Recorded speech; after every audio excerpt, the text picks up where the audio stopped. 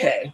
Immediately after they shall be assembled, in consequence of the first election, they shall be divided as equally as may be into 3 classes, because it's not going to be a round number divisible by 3 every time, because we have 2 senators.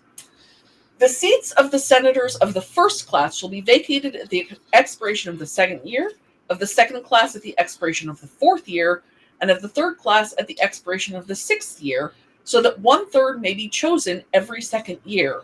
And if vacancies happen by resignation or otherwise, during the recess of the legislature of any state, the executive thereof may make temporary appointments until the next meeting of the legislature, which shall then fill such vacancies.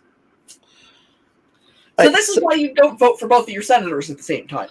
So at this point, it'd be 26 senators. At this, yeah. Now, I guess at the first 2nd class thing, I guess the very first election, some of them only lasted 2 years, some lasted 4 years, some of them lasted all 6 years. Yeah. The very first, election in heavy quotation marks, but yeah, the very first class of U.S. senators, some of them were only serving for 2 years, and realistically, they probably served for at least 8 years. But I'd have to go look up who the first senators were, and I don't actually care that much. So I guess it was still at this point, the state still decided at this point. They're like, we like you a whole lot. You're going to be the whole 6 years. We don't like you that much. Only 2 years for you. Well, the senators decided among themselves. Oh, okay. That wasn't something the states controlled. No, you may not eat my sewing kitten. That was something that Congress itself dealt with.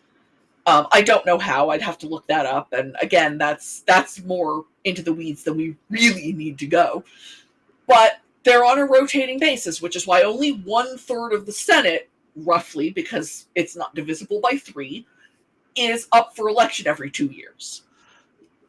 So after the 2-year or the 4-year thing, it was 6 years. Yeah. It was just the first senators. There were some who didn't get to serve a full term because, that had to be how it worked, unless we started with only 1/3 of a Senate, which would not have worked. I think every state could agree that it would not be fair for some of the states to just not get a senator in the first year. So why did they divide it into every 2 years for the 1/3 of them instead of all of them every 6 years? So I don't know why thirds. That bothers me. That will never stop bothering me that the Senate is divisible by 2 and not 3. But so 33 and a third of them every 33 and a third. A third of a senator. Yeah. We need enough states we need 2 more states. That's clearly the answer here. We're Cruz. We're electing your head, not yours to your body. Puerto Rico, DC, get on it. I heard that they had another vote for Puerto Rico, either be a state or a country, coming up in this last election. It's not going to happen right now. DC certainly not. DC went for Kamala Harris, something like 90%. So they are not going to be a state because the people in authority do not want another Democratic state. Puerto Rico is more complicated, but let's not forget what they've been saying about Puerto Rico a lot lately. So probably not anytime soon. Yeah, because I heard, at least, again, it's off topic, but I think I might be wrong, but from what I saw in the YouTube videos about this election, there wasn't a choice to be a territory. The choices were either state or country. Yeah. Feelings in Puerto Rico about their current situation are extremely complicated. The way the U.S. treats its territories is bluntly shameful. We mistreat our territories horrifically. I read a book a while back where a guy visited every single U.S. territory, and when I tell you that Puerto Rico is treated the best, that should tell you a lot about how badly the Pacific territories are treated. Yeah. During like I think it was a hurricane or flood or whatever happened It's years hurricane. ago. Yeah, I believe Maria. Yeah, I believe some people were saying, why are we sending money to Puerto Rico? They're not American citizens. I'm like, yes, they are. Yes, they are. There's a whole song about it in West Side Story. They might not be able to get technically a legal vote for anything here, but they're technically citizens. They are, yeah. The citizens of U.S. territories are U.S. citizens, but they are not afforded the full rights of U.S. citizens. I joke about wanting Puerto Rico to be a state because with that in D.C., it'll make the numbers round again. But it's because they deserve the protection of full U.S. citizens.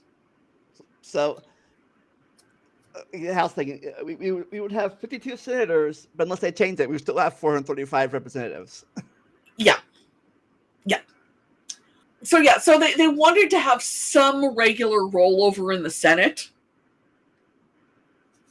but they didn't want it to be, suddenly the entire Senate is rolling over. So that's why the seats are staggered the way they are. Yeah, they care about the House. They don't care about, say, 26 or 435 alternating over one time, but 100. Yeah. Well, it's the House of Lords thing again.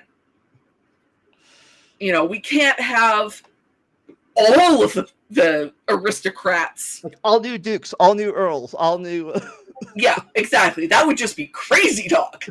But we do need it to roll over regularly for the look of the thing, if nothing else. Yeah, I guess in the House of Lords, the only rollover was if you die and your kid is in charge now. Or if you become, technically, I think even if you become totally, and the British word for this would be doolally, you still get to keep your seat. There's nothing anyone can do about it.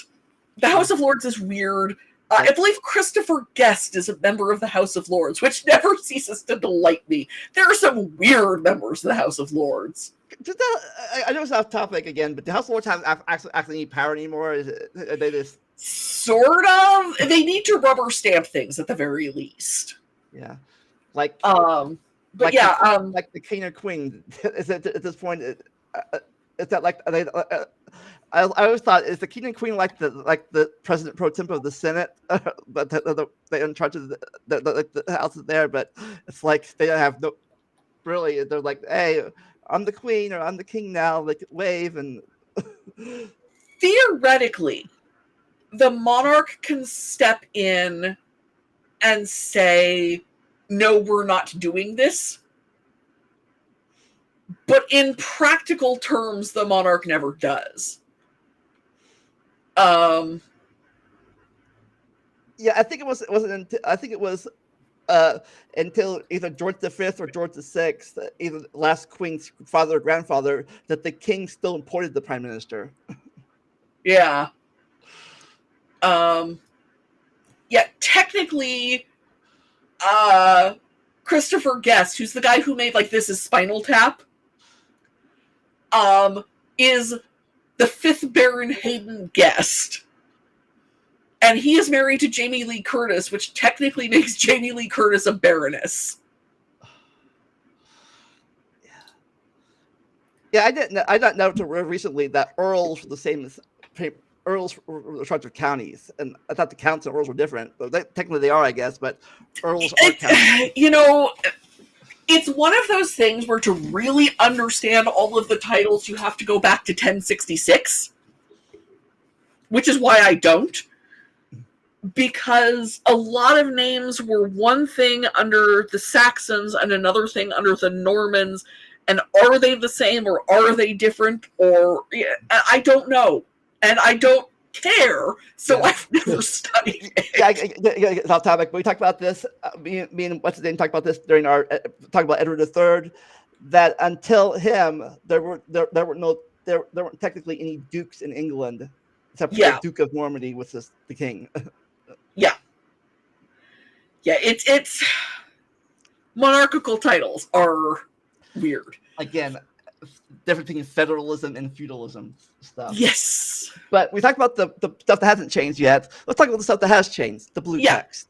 So I like how they assume that it's going to be resignation. That's why people leave. Resignation or otherwise during the recess of the legislature, which means, your legislature in your state is not always in session. When they appointed senators, that became a problem if for some reason you needed a new senator. So technically your governor could make a temporary appointment, so you'd have an acting senator until the legislature came back and either confirmed or rejected the person, and then if they rejected them, installed someone else. And I assume that there must have been at least some appointments who were thrown out by the legislature, but I don't think it was that common an occurrence that this happened at all. Like, it's just they were covering all contingencies. Like, say if the governor was a different party than the House in charge. Yeah.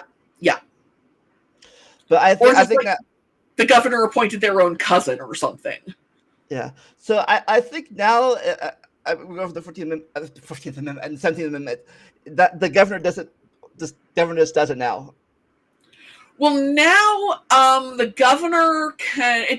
This is one where it now varies by state, unfortunately. Where in some states the governor appoints a new senator, and in some states the governor declares a special election. And I don't know. I guess it depends. Maybe if the Senate has like so much longer, or is like the guy was almost time's up anyways. Maybe. Yeah. Again, it depends by state. Yeah. And it's still not a very common situation. Most frequently, if someone doesn't fill out a full term, it is actually either death or appointment to like the cabinet or something. So in theory, if, and it's not going to happen, but in theory, if Patty Murray were appointed to the cabinet, I don't actually know how Washington does it, but it would either be our new governor gets to appoint a new senator, or else we would have a special election. Yeah, but I doubt the way the election. I doubt your unless something crazy happens. I doubt your senator is going to be. Oh no, my senators are going to stay in the Senate. They're not getting any appointments from the new administration.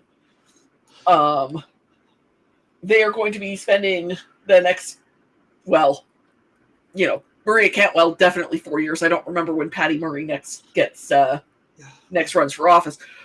But they're going to be spending the next 4 years fighting everybody in the Senate, I guess, and fighting the administration. Yeah, I guess. One thing, move on. I know you're not for term limits. I am glad that this is the last time a certain president can be elected. Yeah, I will say that. But like I said, I didn't want him elected the first time. It's just that, he keeps running against women, and apparently any man in a storm. I have feelings. But when we return, we will talk about who can be a senator. And we'll do that next time.